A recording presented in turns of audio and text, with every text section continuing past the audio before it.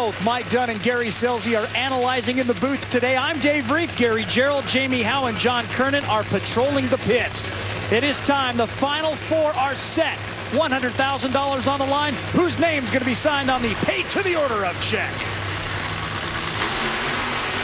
I think the big question is now, did Alexis get that car fixed and everything's going to be good and go all the way to the finish line? Don't you, Mike? Yeah, it's definitely got to be fixed. And also, do they have the right tune-up for the sun being out there?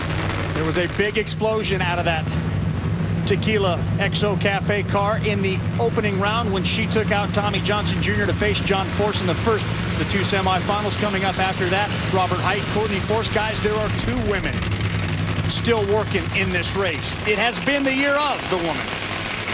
Let's go back and take a look at this explosion. I don't think it was as much of an explosion. Well, it did backfire a little bit, but what really got it was where it really lit up, and that fire got pretty big right at that point there. If Tommy DeLago is concerned, he's not showing it. He's made his final adjustments to the race car after having to make a lane change. Force has decided to put DeLago's the Alexis DeJoria car in the left lane, and one of the adjustments, he's taken out some power and also going to bring in the clutch a little bit later down the track. Well, and that's what you normally want to do in these type of conditions. As it gets warmer, what they do, take the power out, take a little bit of ignition time out of it. The RPM doesn't come up quite as high. It'll only take 1 or 2 hundredths off of the initial launch, but that's just enough to keep that thing from spinning the tires, and then they'll slow the clutch down in the middle to go down the racetrack. We're talking that overall it might just slow it down 3, 4, 5 hundredths. Well, let's go to John Force in the right lane, and he made his good run in the left lane, so that could be a change. Oh, Alexis goes nowhere. Oh, and John has the bigger problems. Boy, are they going to be upset. Back in Patron XO Cafe land, John is into his 14th shootout final in this, the 30th funny car shootout in the history of the sport.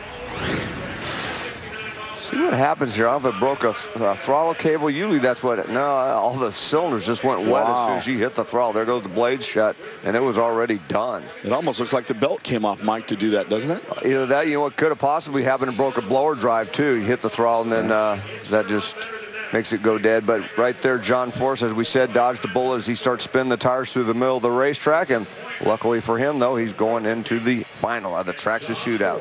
A 7-time specialty winner. John's first shootout back in 1983 beat Ken Vinny in round 1 before losing in round 2 to Al Segrini. He has a shot at 100 grand, guaranteed all JFR final.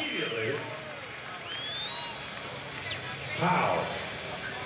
Well, the man who has tuned John Force into the finals of the Traxxis shootout is, of course, Jimmy Prock, who early in the weekend told me they had a decent car, but there was more left in it, and he was tweaking it. So are you finding more and more, Jimmy? Yeah, well, we've just been struggling to find our way a little bit this weekend. The first round was a lot better, and we overdid it a little there, so it warmed up pretty fast on us. So we'll take a look at it. We got another shot at it and see what we can do.